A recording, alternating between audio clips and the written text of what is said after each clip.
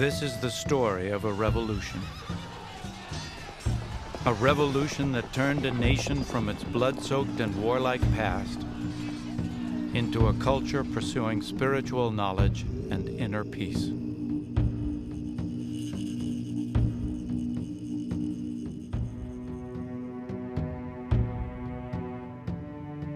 It is the story of an ancient prince who became a god, inspiring a line of divine kings who still govern and guide through teachings of love and compassion.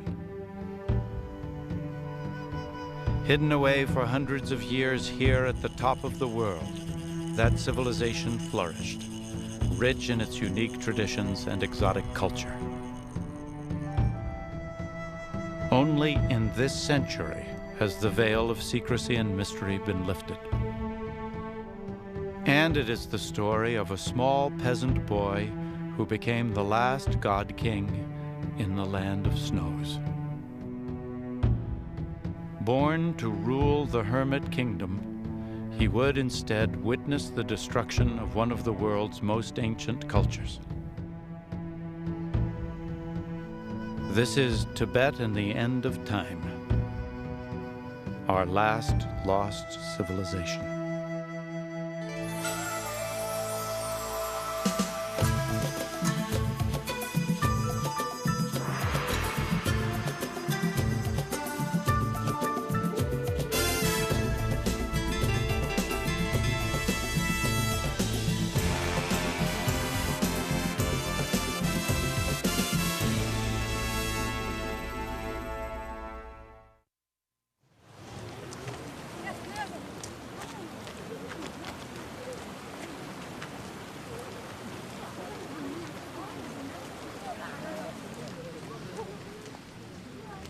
It was 1978, so I was like 29 years old.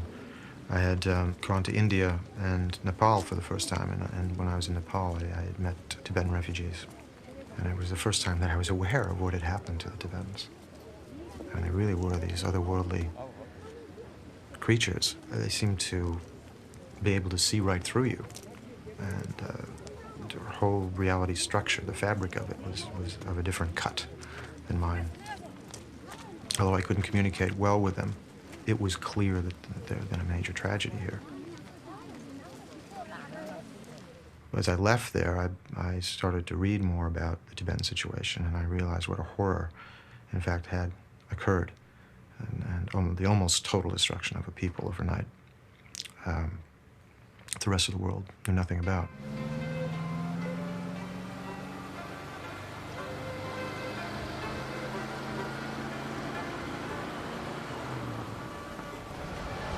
We are in India, at the western end of the Himalayas. Converging on this remote valley are pilgrims. They have crossed mountain passes of over 18,000 feet, the highest in the world.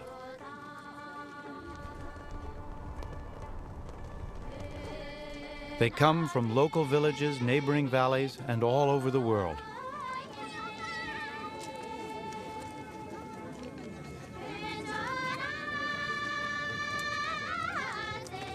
They come here because they are Buddhists, followers of a 2,500-year-old religious tradition.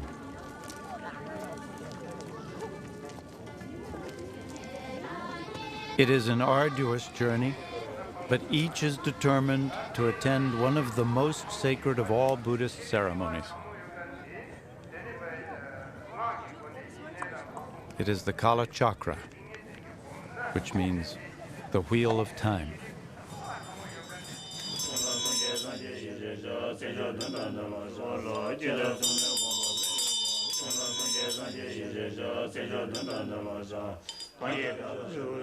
This week-long ritual prepares for the end of all things, the complete destruction of time and space. Buddhists believe the world is entering an apocalyptic age.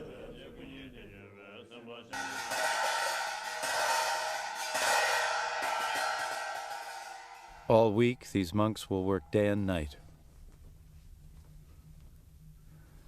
They are heart surgeons, but their knowledge of the human heart is based not on medical science, but on love and compassion.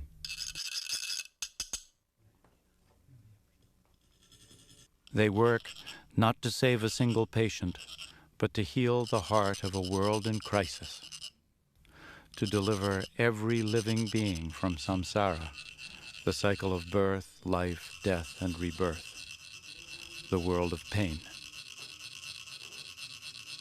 With meticulous care, using grains of colored sand, they create an intricate pattern called the mandala.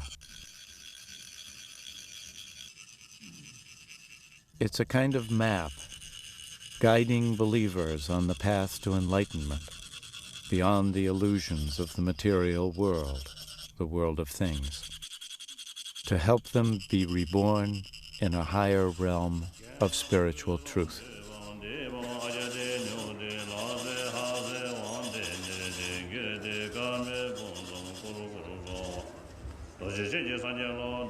Presiding over the kalachakra is the man his disciples believe to be the incarnation of the Buddha himself,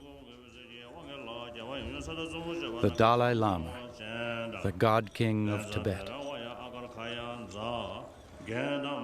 Today, like 150,000 other Tibetans, the Dalai Lama is a political refugee, an exile in neighboring India for nearly 40 years. The current Dalai Lama, a title meaning ocean of wisdom, is the supreme leader, both religious and political, of 6 million Tibetans. His followers believe that over the past 600 years, he has died 13 times. On each occasion, his soul returning in a new body or incarnation.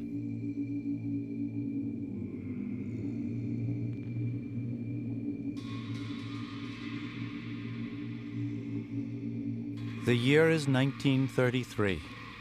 The 13th Dalai Lama has died. A team of Tibet's most respected monks will begin the search for his successor, for a child born with the same soul as each deceased Dalai Lama. They pray for his speedy return to this world. Their search parties spread out across the land.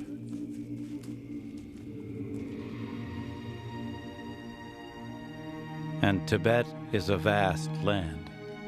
It is equal in size to Western Europe or to Alaska and Texas combined. For millennia, it has remained remote and undisturbed behind the seemingly impenetrable walls of the Himalayan plateau. The largest landmass on Earth, with mountains the highest in the world that rise 5 miles into the sky.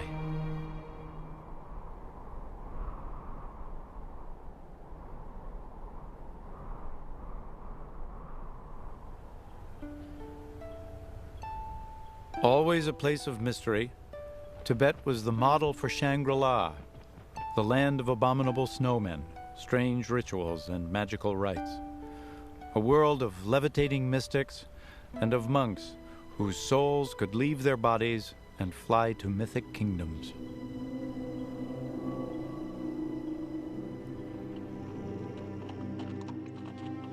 (1937).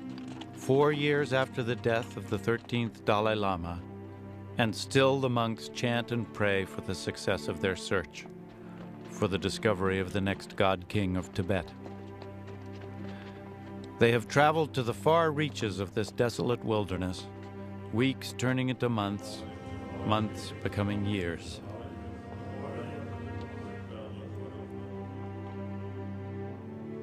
Tibetans believe that every living being has but one soul, and that this essence passes like a flame from one body to the next in the continuous cycle of birth, death, and rebirth.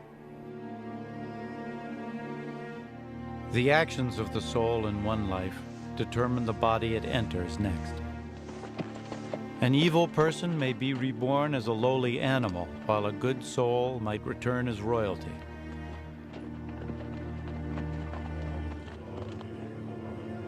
Purified by the good deeds of countless past lives, a soul attains enlightenment, a kind of divinity known as nirvana, where the soul is set free from the material world. Highest ranking among the enlightened ones is the Dalai Lama. Tibetans believe he returns to the world out of compassion to help others toward enlightenment.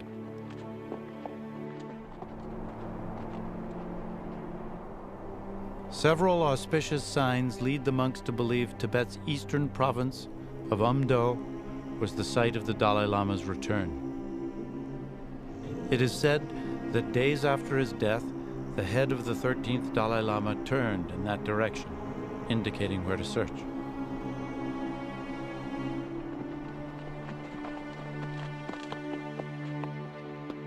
An image of a monastery with a distinctive turquoise roof appears reflected in the waters of a holy lake. The search party knows it is drawing close.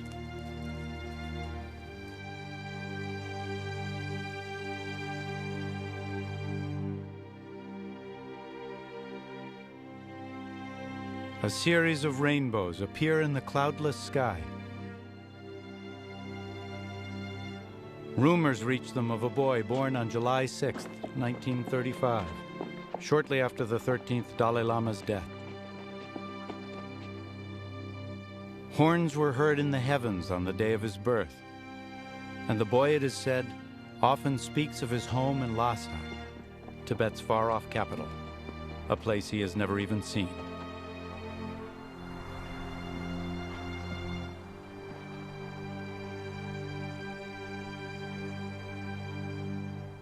His name is Lama Dundup. Immediately, he identifies one of the search party by name, speaking in the man's own dialect. He then reaches up and pulls at the monk's prayer beads, beads that once belonged to the 13th Dalai Lama.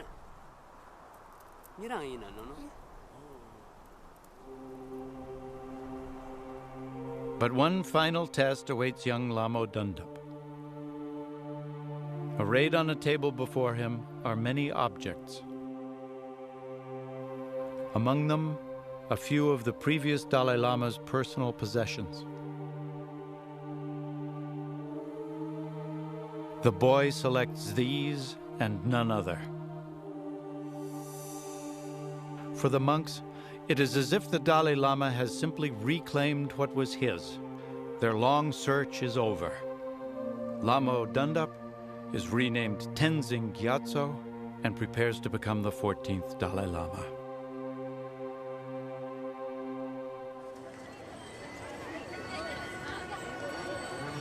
The year is 1940. Lhasa, the capital of Tibet, prepares for the enthronement of its new God-King. These watercolors were commissioned by Sir Basil Gould, the only representative of a Western government to witness this most sacred of ceremonies. They offer an intimate record of a culture that no longer exists, some of the last images of the world's only theocratic civilization, a society ruled by the priesthood, as it celebrates the enthronement of its supreme ruler, both spiritual and secular.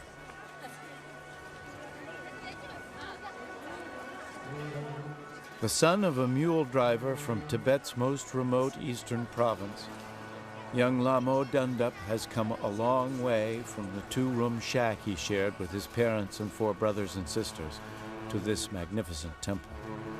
7 stories high with over 1,000 treasure-filled rooms, this is the Potala, the great winter palace of Lhasa.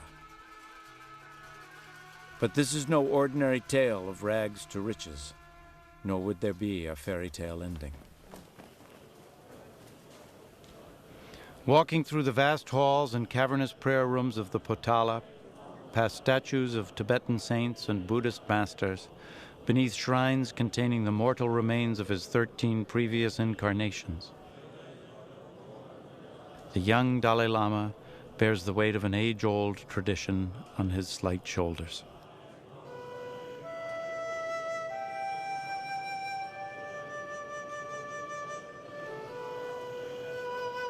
Constantly reminded of his place at the heart of Tibetan civilization, he is now the torchbearer of a religion stretching back 2,500 years.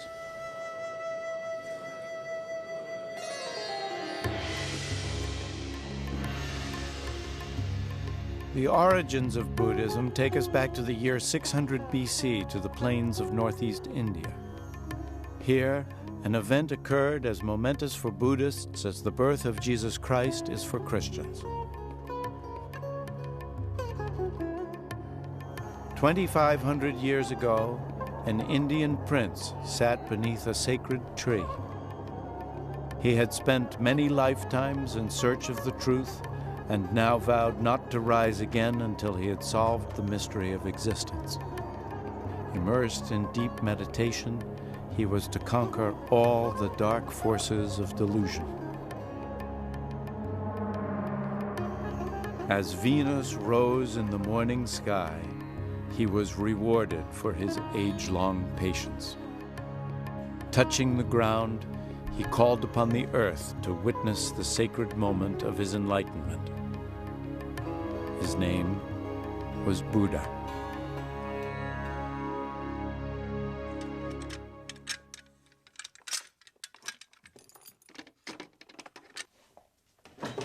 He had unlocked, he said, the very meaning of life. All beings, he taught, were caught up in samsara, the cycle of birth, death, and rebirth. Samsara could only be escaped through the spiritual fulfillment he called nirvana. While all souls climb life's ladder to enlightenment, achieving nirvana takes countless lifetimes. Enlightenment only comes when the true nature of reality is grasped. Existence is impermanence. The Buddhist philosophy is contained in 108 volumes that many followers learn by heart.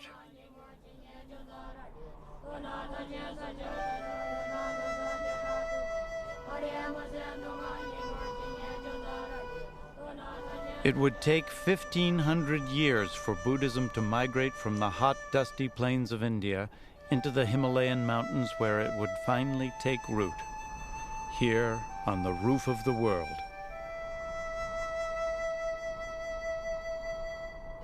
The Tibetan Plateau is one of the most remote, inhospitable places on Earth, an unlikely setting for a faith based on love and compassion to survive, and yet it flourished. Why? Perhaps the harshness of the setting provides a clue. Here at 18,000 feet on the vast, desolate Himalayan plateau, people are naturally humbled by the forces of nature. As nomads, they lead lives of change and impermanence, and need only look around to sense their place in life's larger scheme. Of course, the terrain, to a certain extent, is so impressive. It so dominates everything in your life. One gets a fairly good grasp on the limitations of one's own identity and one's ego, which is a good help when one has to move to new places and adjust. 60% of Tibetans are nomads. One of the most important factors that contribute to Tibetan resilience and his ability to adapt to fresh environment is, I think, a philosophical one. It's the idea of impermanence.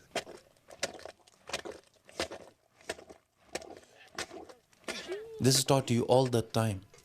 It's hammered into you. Children, in our culture, in our folk culture, in our songs, even in our just daily expressions, that all is impermanence. It's mitakpa. Comes and goes. Suffering is impermanence. Happiness is impermanence.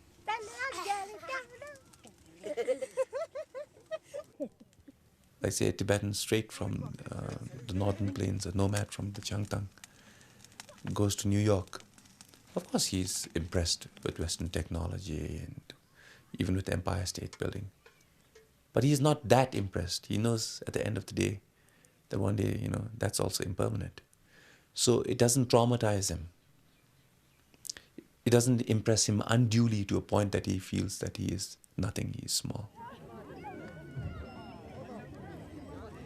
The Buddhist belief in impermanence and the end of all things is balanced by an equally strong belief in rebirth and renewal. An important visitor has arrived at this nomad's campsite, a reincarnate High Lama, or Rinpoche as they are known. It is a time of excitement and great honor. All day, nomads visit the Lama's tent, presenting katas, the white scarves of respect.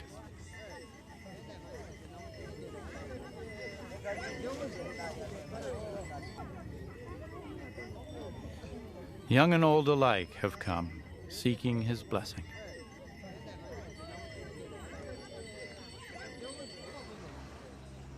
That the Rinpoche is only a small child is not important. For these nomads, this boy is the heir to many lifetimes of spiritual power and wisdom.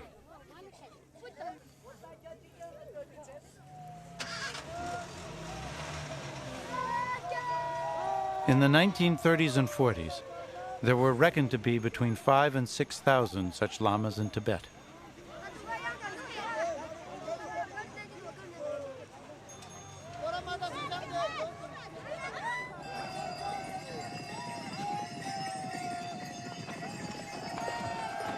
Here in this rugged yet breathtaking landscape, the Buddhist notions of beginninglessness, endlessness, the loss of ego, reincarnation, and impermanence are no longer abstract concepts. They are day-to-day realities.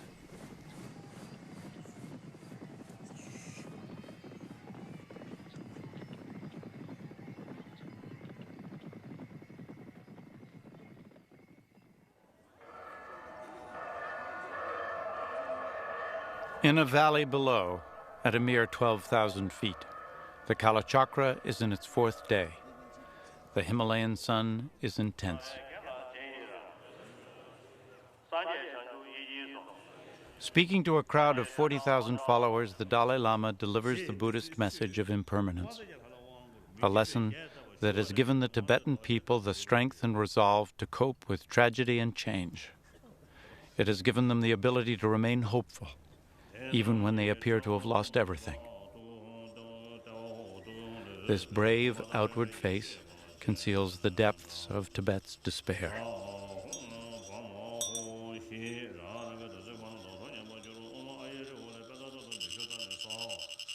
In the past, the kalachakra was celebrated only once every 20 years or so. Today, the wheel of time turns faster. The ceremony is performed annually. It is Tibet's way of addressing a crisis that has brought its civilization to the brink.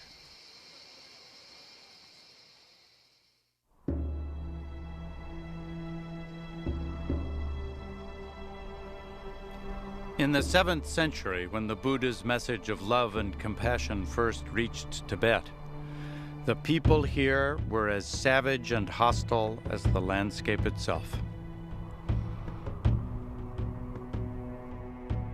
From early records of the Chinese Tang dynasty come the first outside views of Tibet, a portrait very much at odds with the peaceful society that would evolve here. There are hundreds and thousands of men ready to bear arms. In order to levy troops, they use a golden arrow. Their bow and their sword never leave them.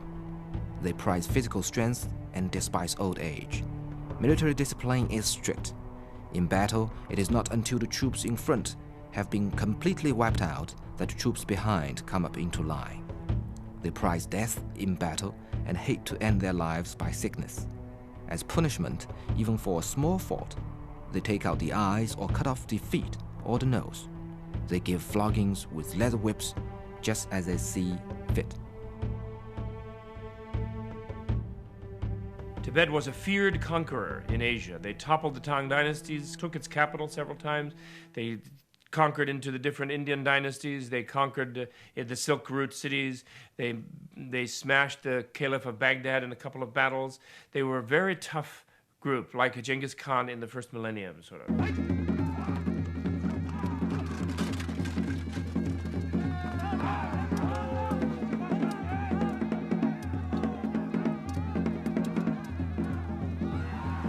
With China and Burma to the east, India to the south, Russia to the north, and the Arabic empires to the west, Tibet's military expansion was by all accounts formidable.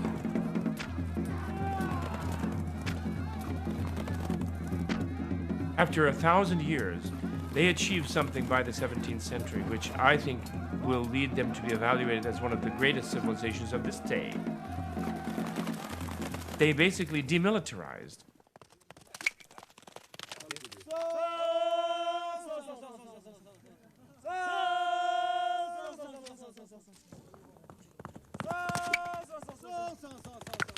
Reminders of their warlike past can still be found in Tibet's national sports of polo and archery.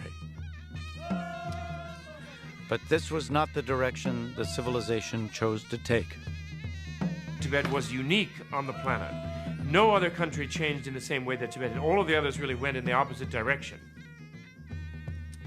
Tibetan criterion of civilization is a nation that does not use violence, that solves disputes and dilemmas reasonably, with conversation with neighbors.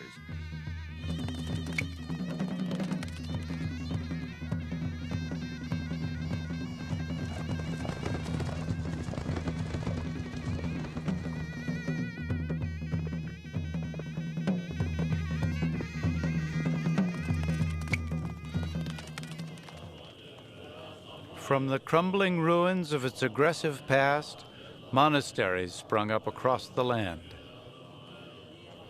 Where there once were armies of soldiers, there were now legions of monks.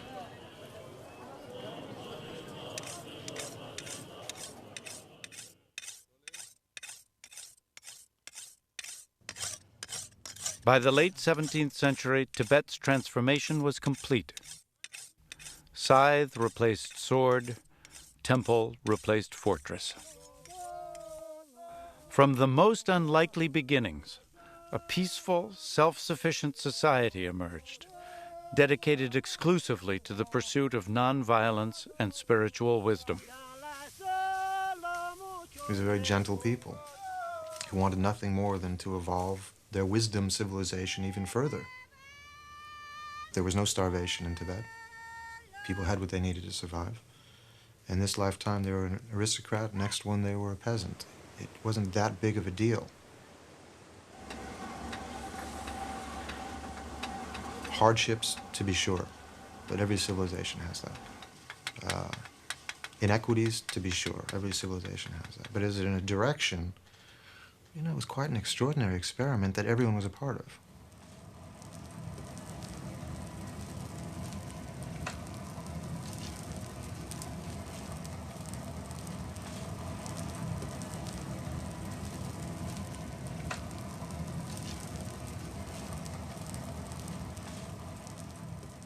The experiment of Tibet, part of which was, an essential core of it being religion, of creating a society that's based on the ideals of a bodhisattva, of an enlightened one, of an altruistic one. A truly altruistic society whose institutions are formulated from the ideals of that enlightened individual. And that the institutions of that civilization are there to foster more of those people.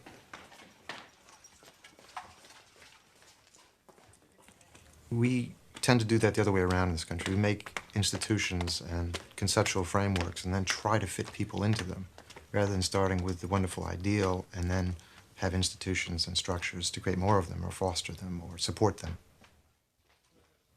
But this experiment of Tibetan culture and civilization, what an extraordinary thing, based on total altruism.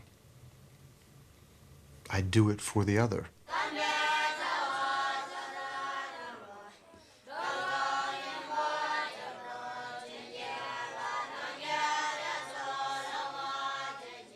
At the turn of the 20th century, there were over 6,000 monasteries in Tibet.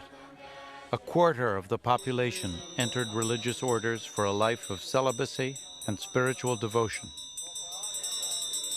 It was a source of great pride for each family to have at least one son enter the priesthood, often before his 5th birthday. This was the world into which the 14th Dalai Lama was born. they treated me just like another boy. So they often use it, defeat. So when we compete, I often defeat. So sometimes I feel so unhappy, sometimes I cry.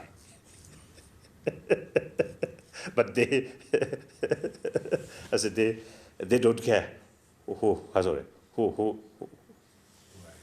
I am.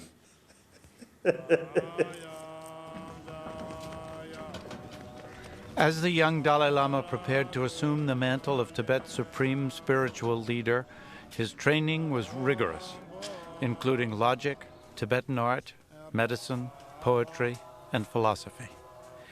He would memorize thousands of lines of Buddhist scripture and practice meditation 4 hours each day. 75% of Tibet's budget was spent on education for the priesthood and the maintenance of its religious institutions. Monasteries stood at the heart of Tibetan culture as both temples of worship and institutions of higher education. These were Tibet's Harvard and Yale, the great centers of learning that housed Tibet's vast libraries of knowledge, both spiritual and academic.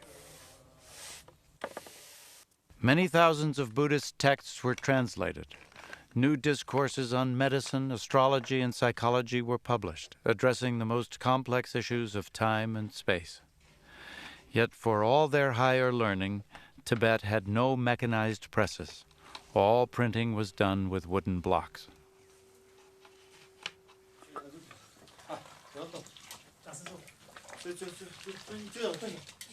Tibet challenges all conventional notions of modern civilization. Intellectually advanced, spiritually sophisticated, and yet, in so many aspects, undeniably primitive.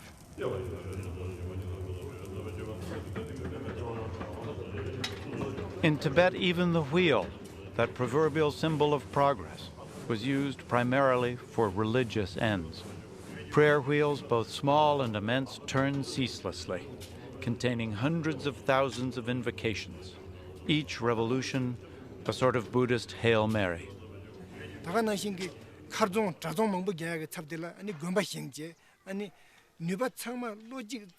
Instead of guarding our borders, we devoted ourselves to teaching and learning. Instead of launching invasions, we built monasteries. We channeled the whole energy of our minds to the contemplation of compassion, impermanence, and the nature of life and death. So the same people who were ready to fight and die in wars now devoted themselves entirely to spiritual matters.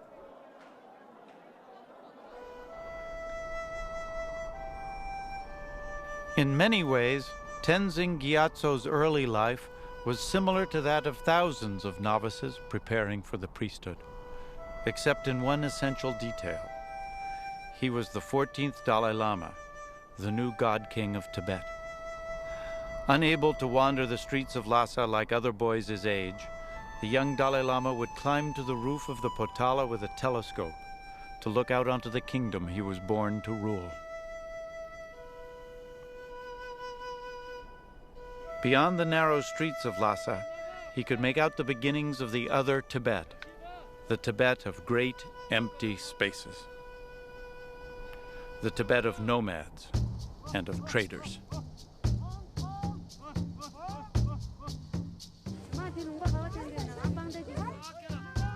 In the years before ocean travel, all trade with the Orient moved over land.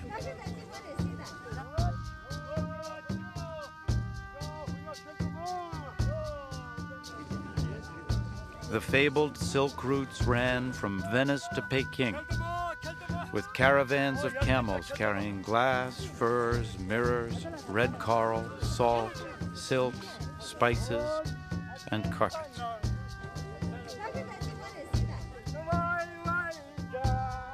Tibet stood at the crossroads of Central Asia, and Tibetans became accomplished traders, buying or selling anything of value.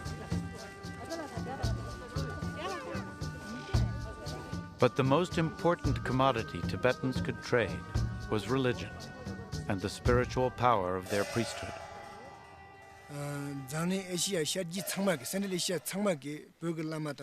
For 800 years, Tibet did not rely on an army to protect itself. For 800 years, Tibet's territory, religion and culture were defended by spiritual means. Tibetan lamas and high priests became the most powerful and revered figures in Central Asia. The kings of neighboring countries, like the emperors of China and the Khans of Mongolia, became the disciples of Tibetan lamas, and in return, they met their promise to protect Tibet from invasion. For centuries, Tibetans have been intrepid travelers, making journeys that required enormous courage and great endurance. But for Buddhists, the most important journey was the one they would make after death. We are near the border of India and Tibet. Buddhist monks lead mourners to a cremation.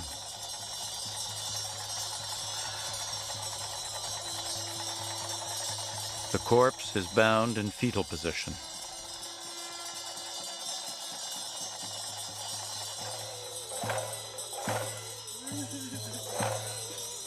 Funeral rites differ, but death unites all cultures in the universal experience of grief.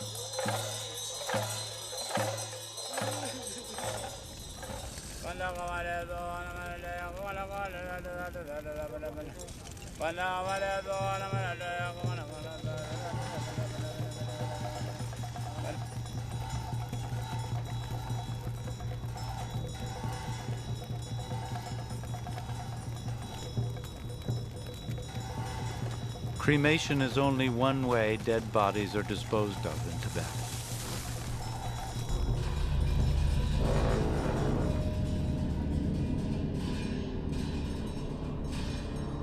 Another is called sky burial. The corpse of the deceased is taken to a special place, then hacked into pieces and left for the birds.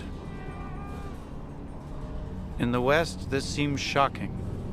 For the Tibetan Buddhists, it was the final act of charity, leaving one's now worthless material remains for the benefit of others. In this case, vultures.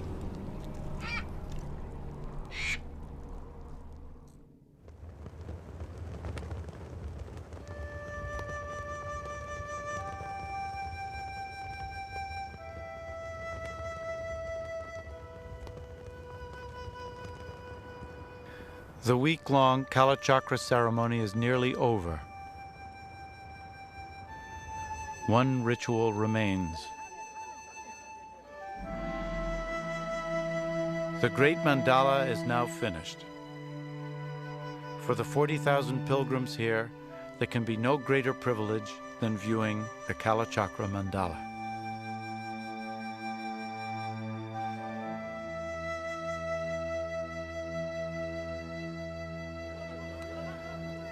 They wait patiently in line. It will take days for them all to have their turn.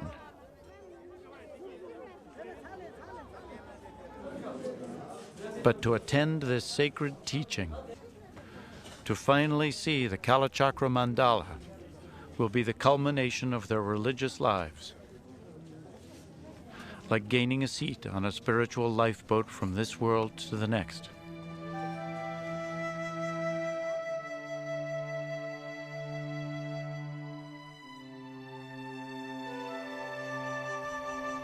To see this fabled wheel of time is the Buddhist equivalent of a pilgrimage to Mecca or an audience with the Pope.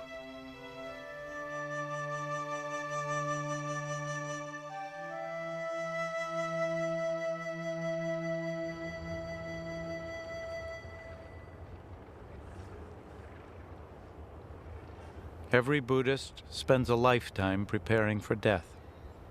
This is their way of accepting the impermanence of all things.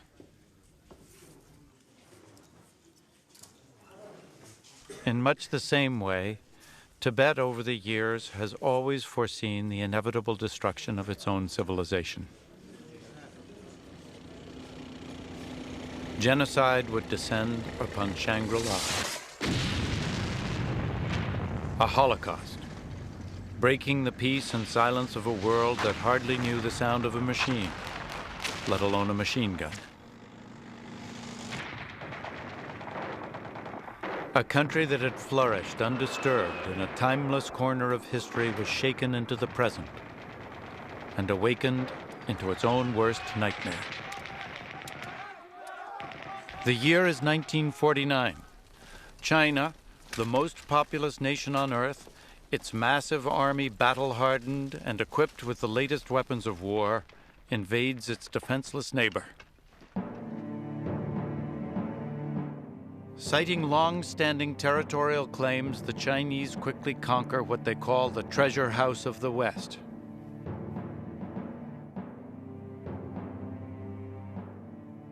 Over the years, Tibetan monks had successfully warded off Chinese aggression, trading spiritual power and blessings for peace and protection. But in the revolutionary fervor of China's new communist order, religion is considered a poison, and Tibet a backward, superstitious society in need of re-education.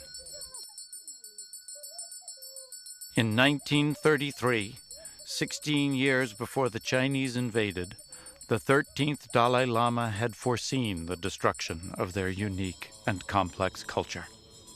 If we do not dare to protect our territory, our spiritual leaders may be exterminated without trace. The property and authority of our incarnate lamas and monks may be swept away. Our political system will vanish without anything remaining.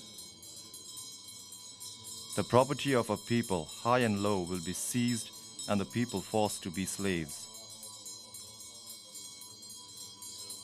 All living things will have to endure endless days of suffering and will be stricken with fear. Such a time will come.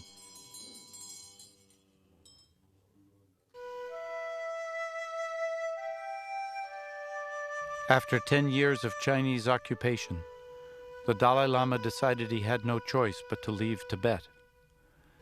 In 1959, under cover of night, the Dalai Lama, his bodyguard and courtiers, fled from the holy city to India, never to return. He was only 23 years old, yet he had already witnessed changes far greater than any Tibet had experienced in its long and peaceful history.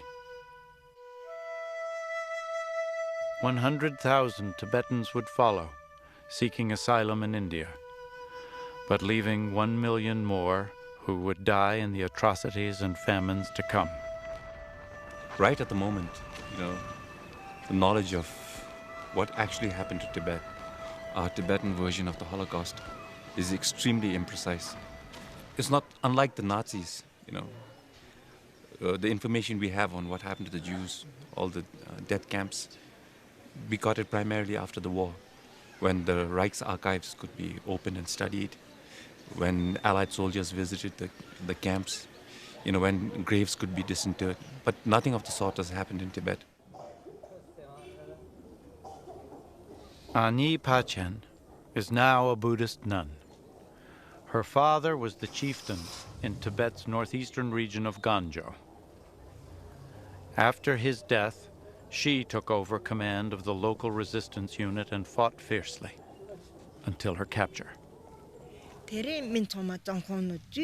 All those people who risked their lives to protect Tibet and our religion were killed or arrested.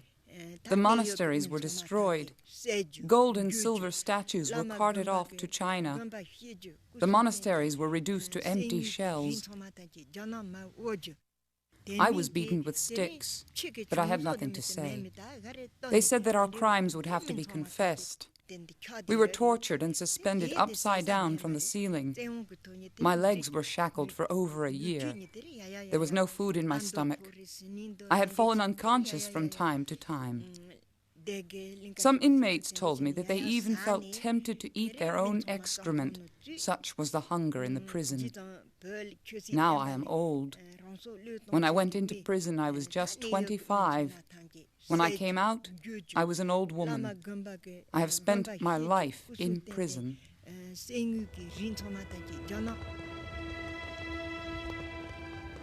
And it's an old-fashioned belief, but I believe that justice will out.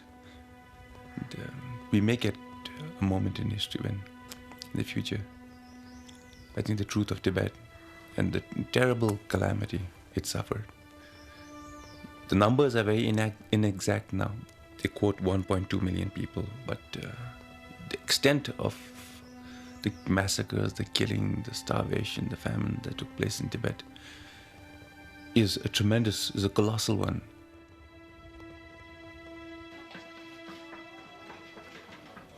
One way I feel very, very unlucky, very, very unfortunate, is because I born at a period the Tibetan nation experienced most destructive experiences. However, my determination is concerned, I never used to shaken. It's my determination. So whether achieve or not, I said, it is worthwhile. Make every attempt. So that even fail, there is no regret.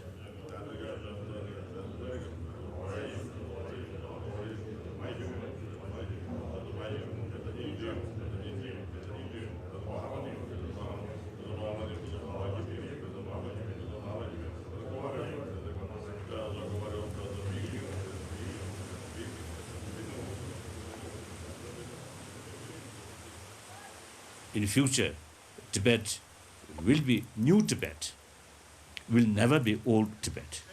And neither possible nor necessary. I'm quite sure we can survive, but this very much depends on Tibetan freedom. Some kind of genuine self-rule.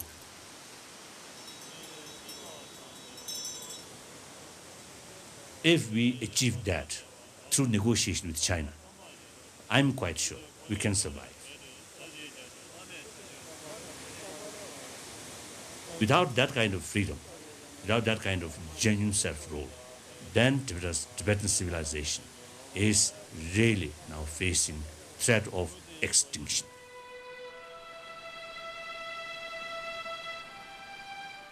At the end of the day, a civilization rests on its own soil. Land is the primary requisite for civilization. And not just purely from a nationalistic, basic point of view, but land has mystique.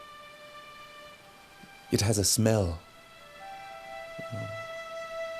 It has 1,000,001 things that we cannot even begin to think of.